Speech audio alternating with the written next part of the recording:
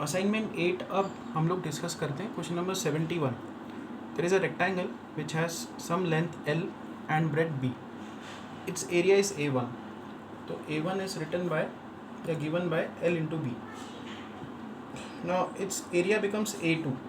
Its length is decreased by 40%. Decreased by 40% ऐसे लिखा जाता है L minus 40 by 100 into L.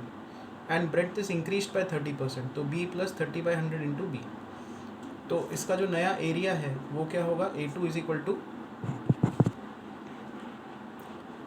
L minus 0 0 cancel out, 2 2 ज़ा 4 2 5 ज़ा 10 L लेंथ इंटू ब्रेड्थ. ये नया लेंथ है और नया ब्रेड्थ होगा B plus 3 by 10 into B. तो इसको आगे सॉल्व करेंगे. 5 यहाँ पे शिफ्ट कर देंगे. 5 minus 2 is 3, so 3L by 5 and यहाँ पे आएगा 13B by 10, which is equal to new area is 13 3s are 39, 5 10s are 50, L into B. This is area A2, so area A2 is 39 by 50 into LB. LB क्या है देखो, A1, area A1. So this is how new and old areas are related.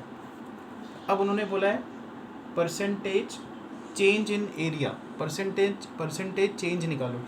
तो change कितना है, final area minus initial area upon initial area. This is change and percentage change के लिए into 100 हम लोग करेंगे. So this is percentage change in area, percentage change in area. So which is equal to A2 का जो ये formula है ये हम लोग यहाँ पे पुट कर देंगे. 39 by 50 A1 minus A1 divided by A1 into 100. तो परसेंटेज चेंज आ जाएगा. A1 हर कहीं से कैंसिल आउट होगा. You get 39 by 50 minus 1 into 100. 39, अभी 50 को इधर शिफ्ट कर दो. सो 39 माइनस 50 बाय 50 इंटू 100 और इसका सब्ट्रैक्शन आएगा minus 11 into 2, which is minus 22%. So there is a decrement of 22% in area. In question number 72, it's given that combined income of A and B is 1750. तो A का income मान लो capital A है, B का income capital B है, A plus B is 1750, ये दिया है.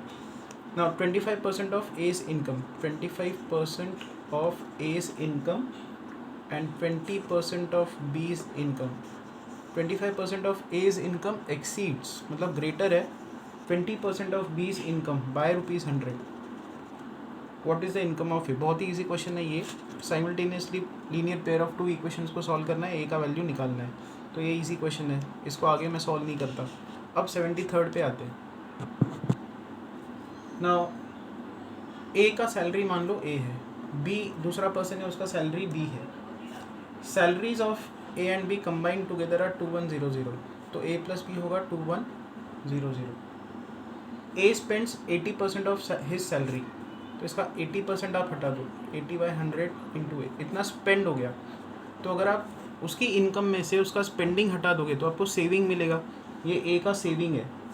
Similarly B 70% अपना सैलरी स्पेंड करता है. B का इनकम इतना था, इतना स्पेंड किया और इनका सब्ट्रैक्शन होगा इसका सेविंग. तो ये B का सेविंग है. तो उन्होंने ये दिया है सेविंग का जो रेशो है, A का सेविंग का रेशो एंड B के सेविंग का ratio, which is 4/3. What is salary of A?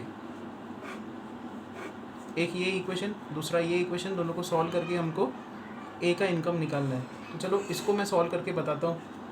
यहाँ पे 0 0 कैंसिल आउट होगा. Will get A minus 8/10, that is 4/5A divided by, यहाँ पे भी 0 0 कैंसिल आउट होगा. B minus 7/10 B is equal to 4/3. ये इक्वेशन ऐसी हो जाएगी ये वाली. अब हम लोग यहाँ पे क्रॉस मल्टीप्लाई करेंगे. 5 इधर शिफ्ट करोगे तो यहाँ पे आएगा A/5 डिवाइडेड बाय 10 इधर शिफ्ट करो. 10 minus 7 is 3, so 3B/10 is equal to 4/3. ये 10 जाएगा ऊपर, 5 आएगा नीचे. Will get A into 10 upon 3B into 5 is equal to 4/3. दोनों तरफ 3 कैंसिल आउट होगा एंड यहाँ पे 5 2 ज़ा 10 होगा, a upon b into 2 is equal to 4 आएगा, 2 2 ज़ा 4, you'll get a is equal to 2b। एक ये इक्वेशन, दूसरा ये इक्वेशन, दोनों को सॉल्व करो, आपको a की वैल्यू मिल जाएगी, इनकम ऑफ a मिल जाएगी। अगेन ये मैं पार्ट नहीं करता, ये आप इजीली कर